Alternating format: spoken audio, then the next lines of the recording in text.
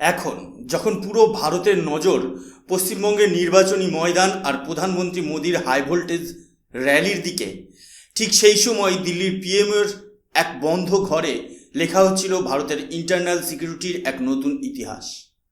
ভারতের সবচেয়ে শক্তিশালী এবং রহস্যময় ব্যক্তি national security adviser Ajit Doval এমন এক বৈঠক ডাকলেন যার খবর বাইরে আসতেই রীতিমতো চাঞ্চল্য ছড়িয়ে পড়েছে।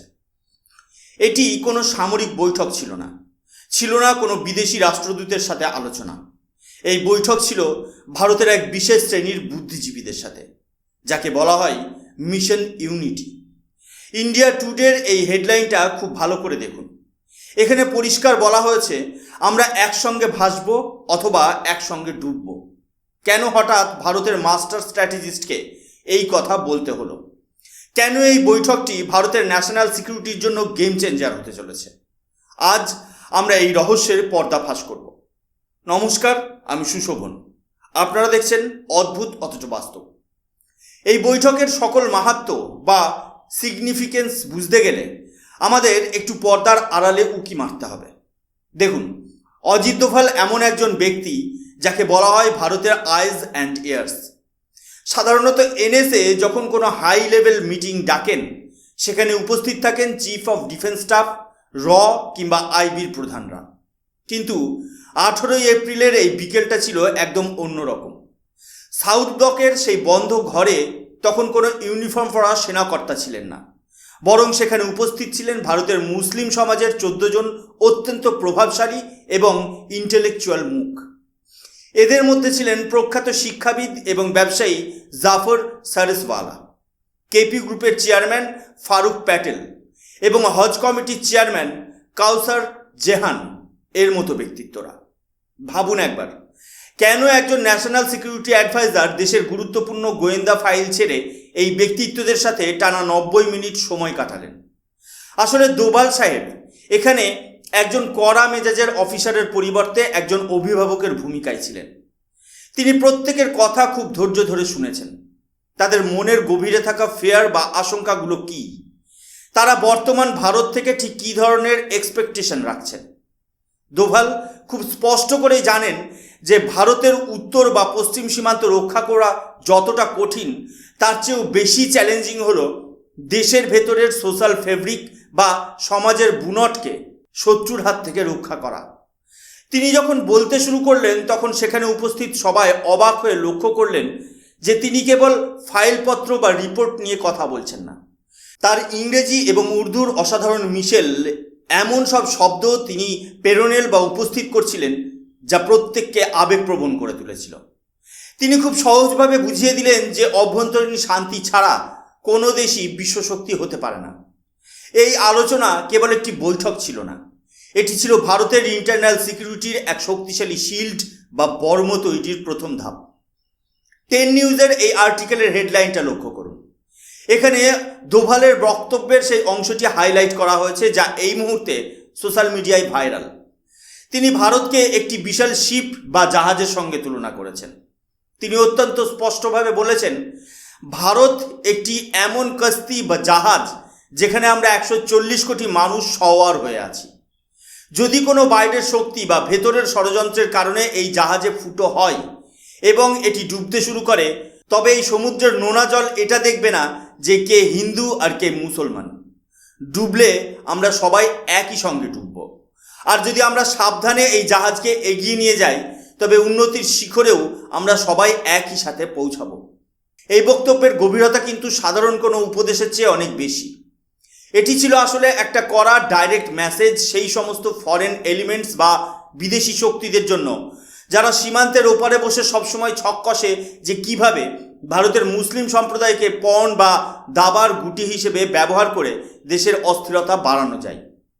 দোভাল সাহেব গত কয়েক দশকের গোয়েন্দা অভিজ্ঞতায় দেখেছেন যে শত্রুরা এখন আর সরাসরি যুদ্ধে পেরে না উঠে ইন্টারনাল ব্লিডিং বা দেশের ভেতরে ফাটল ধরানোর চেষ্টা করছে। তিনি স্পষ্ট করে দিয়েছেন যে 21 শতাব্দীর ভারতের ন্যাশনাল সিকিউরিটি এখন আর শুধু সীমান্তে মোতায়েন থাকা ট্যাঙ্ক বা মিসাইলের উপর দাঁড়িয়ে নেই, বরং এর আসল শক্তি লুকিয়ে আছে সোশ্যাল ইনক্লুশন এবং দেশের প্রতিটি নাগরিকের পারস্পরিক বিশ্বাসের উপর। তিনি বুঝিয়ে দিয়েছেন যে যখন দেশের ভেতরের দেওয়ালগুলো শক্ত হয় তখন বাইরের কোনো ঝোড়ো হাওয়া এই জাহাজকে টলাতে পারে না। যারা ভারতকে খণ্ডবিখণ্ড করার বা রেডিকালাইজেশন করার স্বপ্ন দেখছিলেন, দোভালের এই মনস্তাত্ত্বিক মাস্টারস্ট্রোক তাদের দীর্ঘদিনের ব্লুপ্রিন্ট বা পরিকল্পনাকে এক নিমেষেই ধুলোয় মিশিয়ে দিয়েছে। দোভাল এই বৈঠকে একটি অত্যন্ত স্পর্শকাতর, কিছুটা বিতর্কিত কিন্তু রূঢ় বাস্তব নিয়ে কথা বলেছেন। তা হলো ভিকটিমহুড কমপ্লেক্স বা সবসময় নিজেকে শিকার মনে করার মানসিকতা।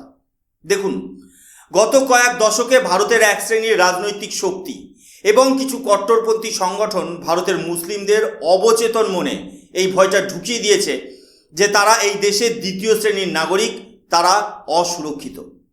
কিন্তু দোভাল সাহেব তথ্য এবং পরিসংখ্যান দিয়ে বুঝিয়ে দিয়েছেন যে বাস্তব চিত্রটা এর সম্পূর্ণ বিপরীত। এই নিউজ বাইটসের আর্টিকেলের রিপোর্টটি খুব ভালো করে বিশ্লেষণ করলে আপনারা দেখতে পাবেন দোভাল এখানে কী ধরনের তথ্য তুলে ধরেছেন। তিনি জোর দিয়ে বলেছেন যে গত কয়েক দশকে ভারতের সশস্ত্র বাহিনী এবং আধা সামরিক বাহিনীতে মুসলিম যুবকদের যোগদানের হার অভাবনীয় বৃদ্ধি পেয়েছে। কেন? কারণ নিয়োগের ক্ষেত্রে এখন আর কোনো পরিচয় নয়, বরং মেধা এবং দেশপ্রেমই একমাত্র মাপকাঠি।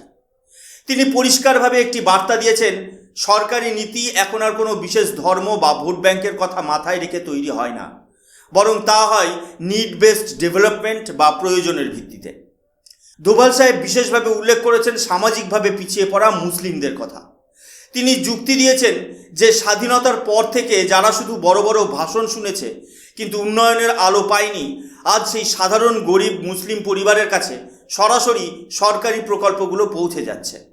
তিনি প্রতিনিধিদের সামনে প্রশ্ন রেখেছেন, কেন আমরা সবসময় সংরক্ষণ বা বিশেষ সুবিধার দিকে তাকিয়ে থাকি? তিনি গুরুত্ব দিয়েছেন সেলফ রিলায়েন্স বা আত্মনির্ভরশীলতার উপর।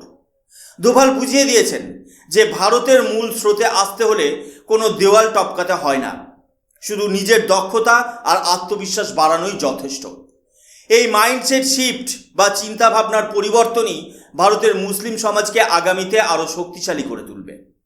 একজন জিওপলিটিক্যাল অ্যানালিস্ট হিসেবে আমাদের নিজেদের একটি অত্যন্ত জরুরি প্রশ্ন করতে হবে, কেন এই বৈঠকটি ঠিক এখনই করা হলো? কেন 2026-এর এপ্রিল মাসকেই এই স্ট্র্যাটেজিক আলোচনার জন্য বেছে নেওয়া হলো? এর পেছনে কি কেবল অভ্যন্তরীণ রাজনীতি আছে, নাকি কোনো গভীর আন্তর্জাতিক ষড়যন্ত্রের সংকেত পাচ্ছেন দোভাল সাহেব? দেখুন, বর্তমান বিশ্ব রাজনীতিতে মধ্যপ্রাচ্য বা মিডল ইস্ট এখন একটি বারুদের স্তূপ। ইরান এবং ইসরায়েলের মধ্যে সরাসরি সংঘাতের ছায়া কেবল সেই অঞ্চলের মধ্যে সীমাবদ্ধ নেই, বরং তা ছড়িয়ে পড়েছে পুরো বিশ্বে। এই উত্তপ্ত আবহে তৈরি হওয়া গ্লোবাল এনার্জি ক্রাইসিস এবং সাপ্লাই চেনের অস্থিরতা ভারতের মতো দ্রুত বর্ধনশীল অর্থনীতির উপর মারাত্মক চাপ সৃষ্টি করছে। ভারতের শত্রু রাষ্ট্রগুলো খুব ভালো করেই জানে যে সম্মুখ সমরে ভারতকে হারানো এখন আর সম্ভব নয়, তাই তারা এখন হাইব্রিড ওয়ারফেয়ারের পথ বেছে নিয়েছে। তাদের মূল লক্ষ্য হলো ভারতের ভেতরে কোনোভাবে সাম্প্রদায়িক দাঙ্গা বা অস্থিরতার উস্কে দেওয়া, যাতে ভারতের এই ইকোনমিক গ্রোথ মাঝপথে থমকে যায়। অজিত দোভাল একজন ঝানু গোয়েন্দা প্রধান হিসেবে জানেন যে ভারতের 20 কোটি মুসলিম জনসংখ্যাকে যদি এইসব নেতিবাচক প্রচারণার মাধ্যমে উগ্রপন্থার দিকে ঠেলে দেওয়া যায়, তবে ভারতের ন্যাশনাল সিকিউরিটি বা জাতীয় নিরাপত্তা এক বিরাট সংকটের মুখে পড়তে পারে। মনে করে দেখুন, 2023 সালে যখন দোভাল সাহেব মুসলিম ওয়ার্ল্ড লীগের মহাসচিব ডক্টর মোহাম্মদ বিন আব্দুল কলিম আল ইসার সাথে দেখা করেছিলেন, তখনও তিনি এই একই পয়েন্টে জোর দিয়েছিলেন। তিনি বিশ্বকে মনে করিয়ে দিয়েছিলেন যে ভারত হলো বিশ্বের দ্বিতীয় বৃহত্তম মুসলিম জনসংখ্যার দেশ, যা ইসলামিক সহযোগিতা সংস্থা 33টি দেশের মিলিত জনসংখ্যার সমান। এই বিপুল জনসংখ্যা ভারতের জন্য কোনো বোঝা নয়, বরং একটি সুপ্ত শক্তি। যদি এই বিশাল জনসমষ্টিকে সঠিক দিশা দেখানো যায় এবং উন্নয়নের মূল স্রোতে সামিল করা যায়, তবে ভারতকে আটকানোর ক্ষমতা কারো থাকবে না। দোভাল এই বৈঠকের মাধ্যমে আসলে একটি ডায়ালজিক শিল্ড বা আলোচনার বর্ম তৈরি করতে চেয়েছেন। তিনি বিশ্বাস করেন যে শত্রুর মিসাইল আটকানোর জন্য S-400 থাকতে পারে, কিন্তু ঘরের ভেতরে ভুল বোঝাবুঝি মেটানোর জন্য সরাসরি সংলাপ বা ডায়লগই হলো পৃথিবীর সবচেয়ে শক্তিশালী রক্ষা কবচ।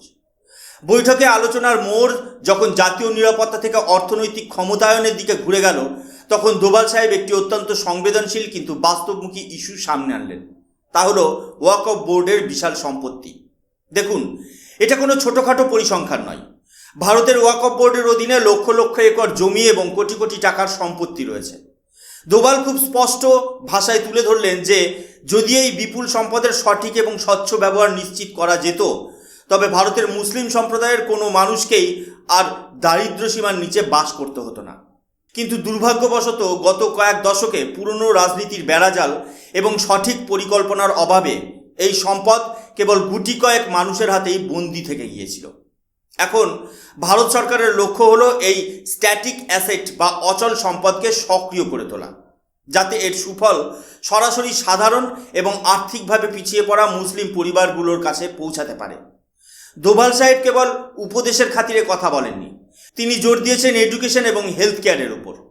তিনি একটি চমৎকার কথা বলেছেন, যখন একজন মুসলিম যুবক দারিদ্র এবং প্রতিকূলতা কাটিয়ে একজন দক্ষ ডাক্তার বা ইঞ্জিনিয়ার হিসেবে নিজেকে গড়ে তোলে, তখন সে কেবল তার নিজের পরিবারের পরিচয় হয়ে থাকে না, সে হয়ে ওঠে গোটা ভারতের কাছে একটি অমূল্য অ্যাসেট বা সম্পদ।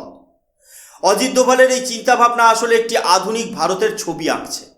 তিনি বোঝাতে চেয়েছেন যে প্রকৃত ন্যাশনাল সিকিউরিটি কেবল বন্দুকের নলে আসে না, তা আসে তখন যখন সমাজের প্রতিটি স্তরের মানুষ সমান সুযোগ পায় এবং উন্নয়নের অংশীদার হয়। এই ধরনের ইকোনমিক ইনক্লুশনই হলো সেই অদৃশ্য রক্ষা কবচ যা দেশের ভেতরে কোনো ফাটল ধরতে দেয় না।